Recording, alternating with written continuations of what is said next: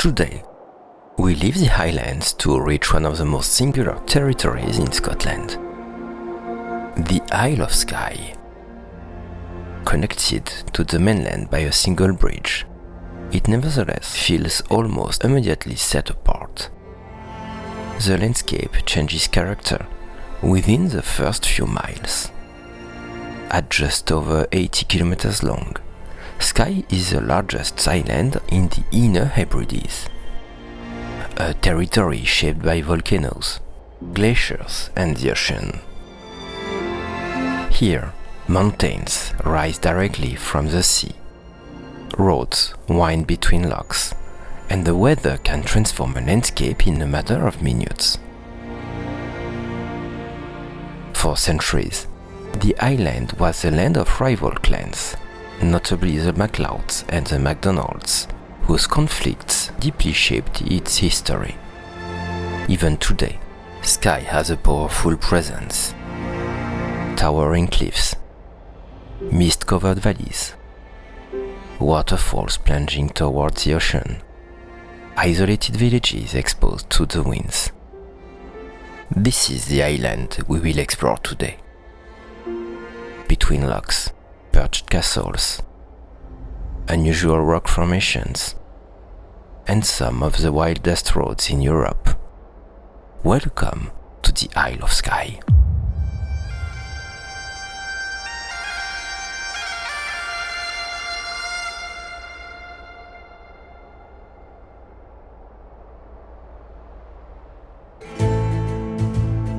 After the Highlands, the road gradually descends toward the west coast. The landscape begins to open up. A succession of lochs appears between the mountains, one after another, almost like beads scattered along the valley.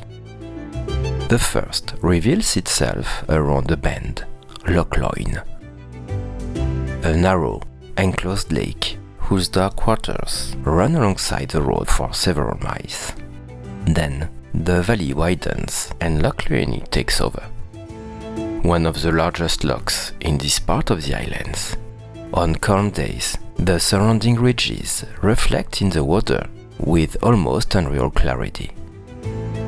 We are driving along the A87, one of the main gateways to Skye. And at the end of this road, a castle awaits.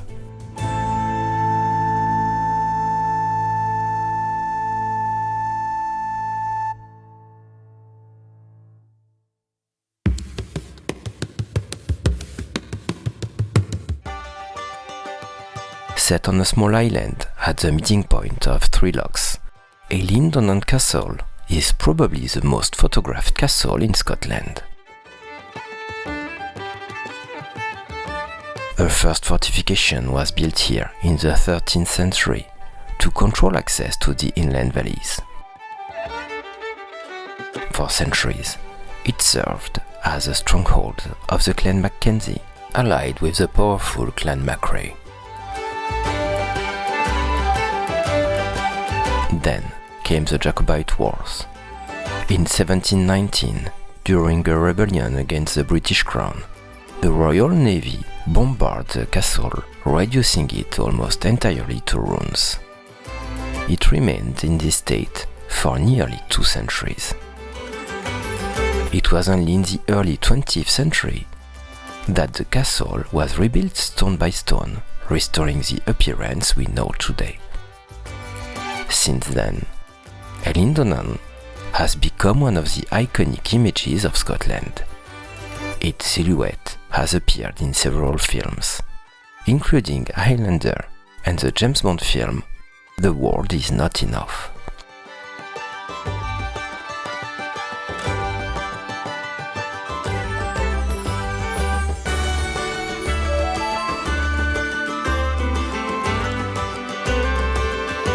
The interior can be visited.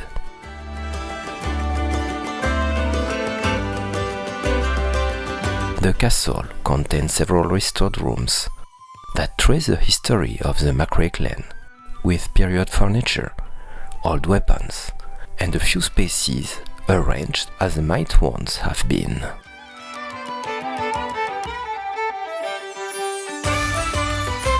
Between the three lochs, the mountains and the sky that never stops changing, the setting almost speaks for itself.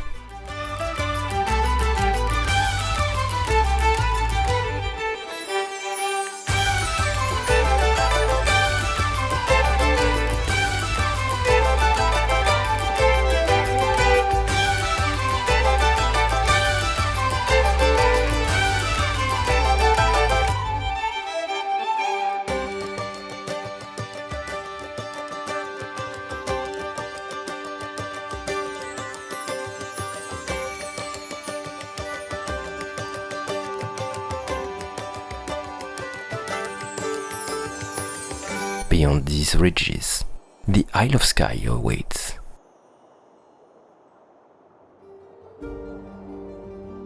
Isle of Lochalsh, a small, discreet harbour facing the island. For a long time, this was where travellers took the ferry to reach Skye. Since 1995, the crossing has been made by road.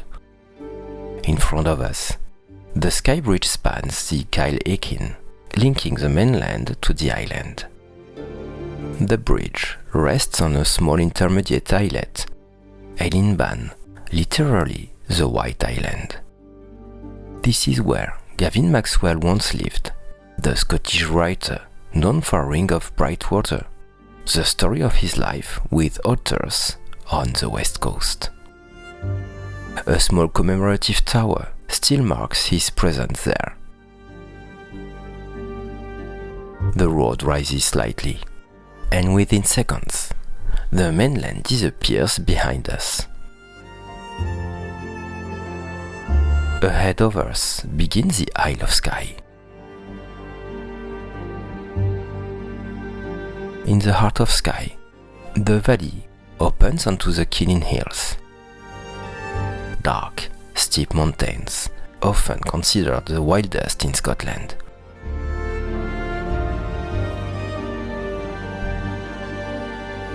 We stop at Sligachan.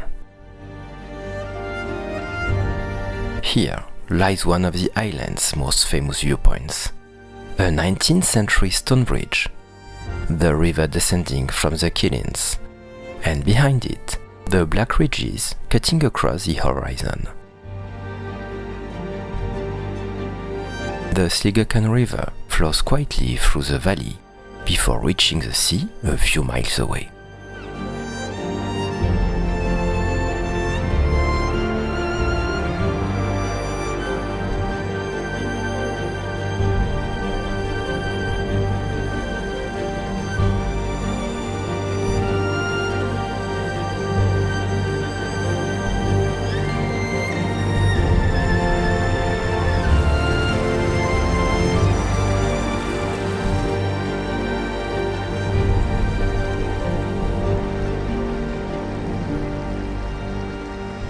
Just a few meters from the bridge stands a statue, Heroes of the Hills. It pays tribute to two pioneers of Scottish mountaineering, Norman Colley and John Mackenzie. In the late 19th century, they were among the first to explore and map the ridges of the Kilt peaks that many at the time considered impossible to climb. John Mackenzie, a native of Skye, is often regarded as the first true Scottish mountain guide. Their statue looks towards the summits, as if the work were not quite finished.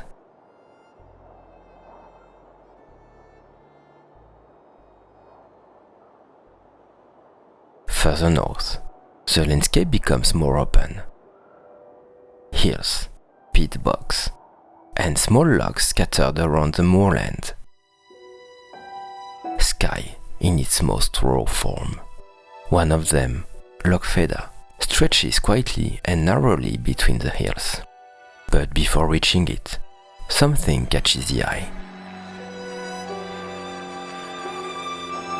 Between Lochleithen and Loch Fadda, a waterfall bursts from the basalt cliff and drops straight into the valley.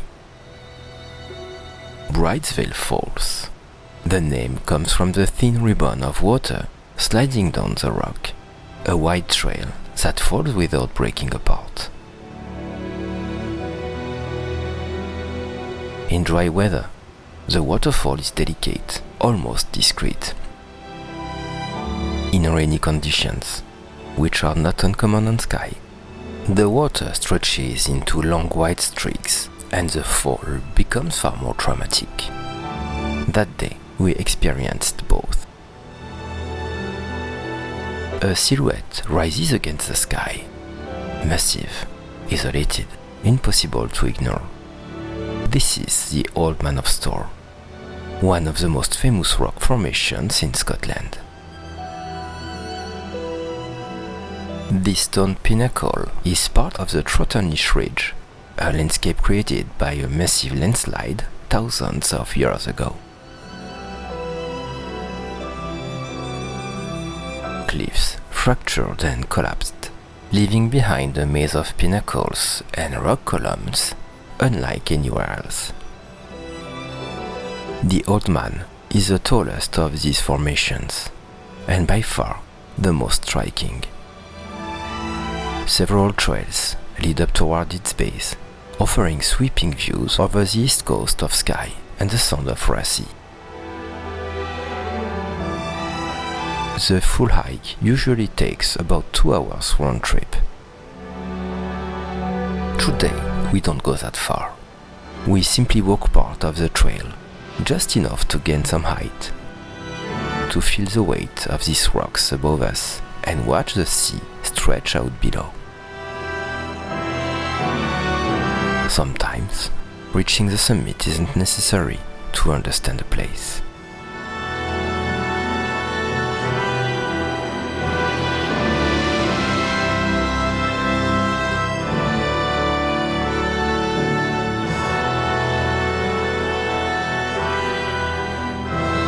The Lilt River descends from the Trotternish Ridge, crosses the hills, and then suddenly disappears. It plunges into a narrow gorge, carved deep into the rock, before continuing its course toward the sea, visible in the distance. A short path leads to the edge.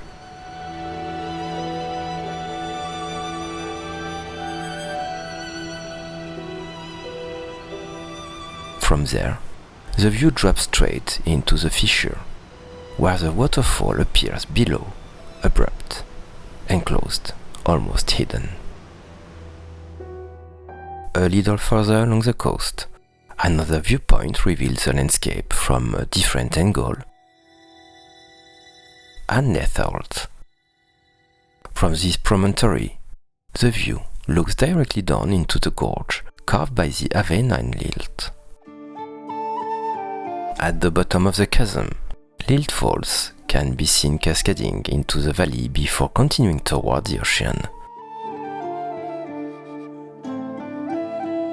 The site is mainly known for its panorama. On one side, the steep cliffs of Skye's east coast. On the other, the vast sea stretching toward the island of Raasay and the Scottish mainland. The east coast of Skye holds another surprise: Kilt Rock. These vertical cliffs take their name from their appearance: dark basalt columns aligned like the pleats of a kilt, streaked with lighter layers of rock. The pattern is almost too regular to seem natural. But the cliff itself isn't the only attraction.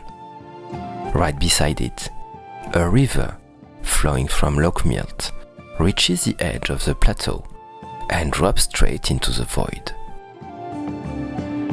A 60-meter fall directly into the ocean. This is Lilt Falls. On calm days, the narrow ribbon of water falls in a straight line toward the waves. But when the wind rises, and the wind is rarely absent here, gusts from the Atlantic can push the waterfall upward, almost turning it back on itself. One of the rare places where you can see a waterfall appear to rise instead of fall.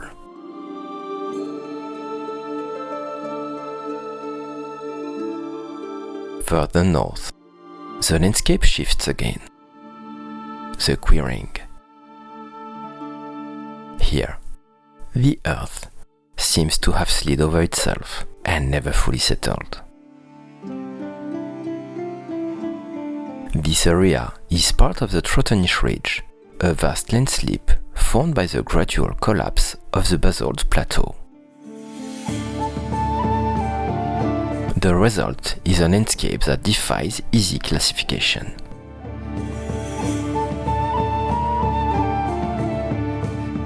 Torn cliffs,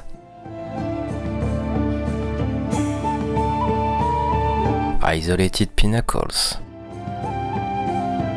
plateaus suspended above the void, rock formations with shapes that seem almost unearthly. A narrow road winds along the mountainside, opening onto several viewpoints. Hikers with more time often follow the Quiraing Loop, a roughly 7-kilometer circuit around the site.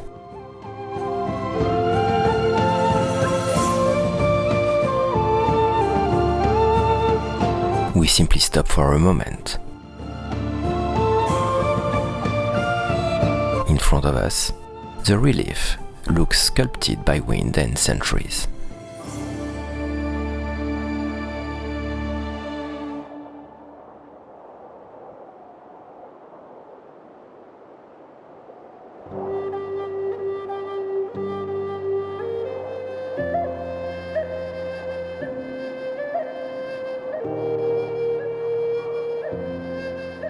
Below, far in the distance, the sea appears. And between the two lies this improbable landscape, suspended between sky and ocean.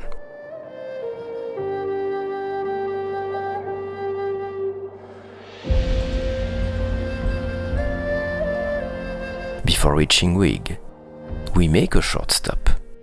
The River Ra flows down from the hills of the Trotonish Ridge and eventually reaches the bay below. The river winds through meadows and peatland. The landscapes of Skye in the background, silence all around. On Skye, you quickly learn to stop for no particular reason and rarely regret it.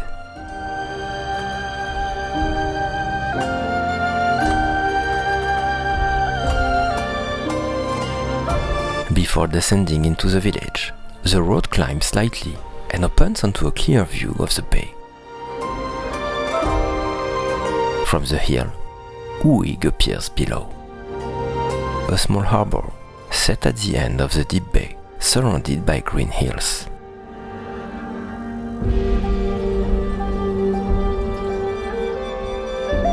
As we pass through Kilmuir, a small sight catches the eye. The Skye Museum of Highland Life. We don't stop today, but for those who want to understand what life on the island was like before tourism and modern roads, it's a worthwhile detour. This open-air museum recreates everyday life on Skye at the end of the 19th century. Traditional stone and thatch black houses, tools, furniture, and objects from daily life. Fishing, farming, woolwork, the way people lived here barely 150 years ago.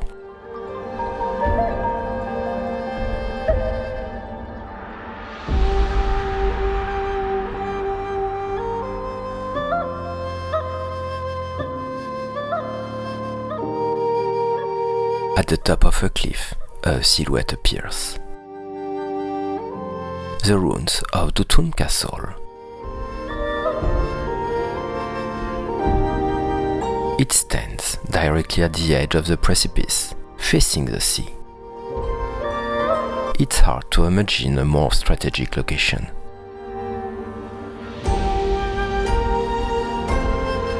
A first fortification was likely built here in the 14th century by the Clan MacLeod, but it was the Clan MacDonald of Sleat who made it their main residence for several centuries. From here, they controlled the maritime route. Ships could be spotted long before they reached the island.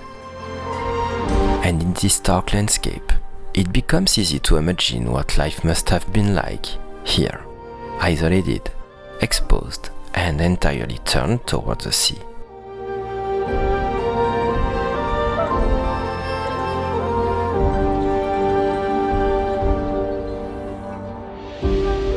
By the end of the day, we arrive in Portree, the main town of the island, which, on Skye, remains a rather relative notion.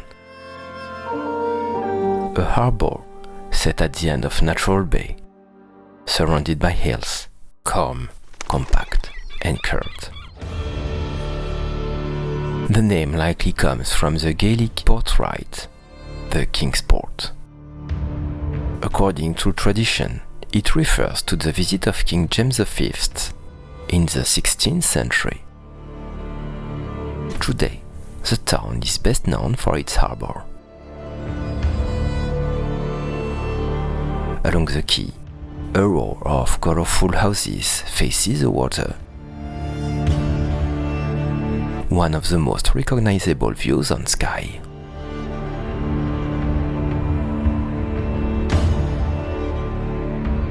Portree is also the island's main service centre. Hotels, restaurants, shops, and a base for exploring the landscapes of northern Skye.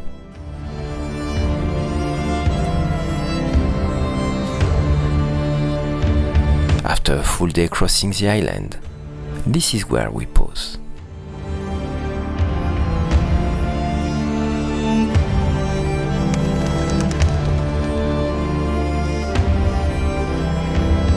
The sun is already beginning to sink over the bay.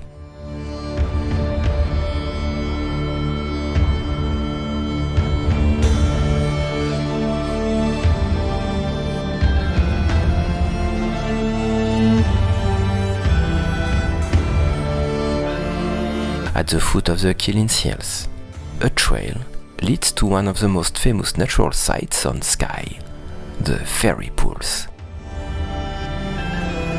A series of natural pools carved into the rock, linked by small waterfalls of remarkably clear water. On sunny days, the reflections of the mountains in these pools almost give the impression of an unreal landscape. The place is beautiful, but on that day, the experience was a little different. Because here lives a small creature well known in the Highlands, the midges. Tiny biting flies, almost invisible, but incredibly numerous. The moment we stop for a few seconds, a cloud forms around us. They circle our faces, our hands, the camera. Standing still for even a moment becomes impossible. For us, the fairy pools quickly turned into the hell pools. Local, even joking, call it the sky torture when the midges are at their worst. We still managed to capture a few shots, but every stop required a certain determination. The landscape remains spectacular, but sometimes choosing the right moment makes all the difference. Skye is a place that rewards time and planning, more than a single day, without a doubt. In the next episode, we leave the Isle of Skye to discover Scotland's west coast and some of its iconic places, including Glenfinnan. See you soon for new discoveries.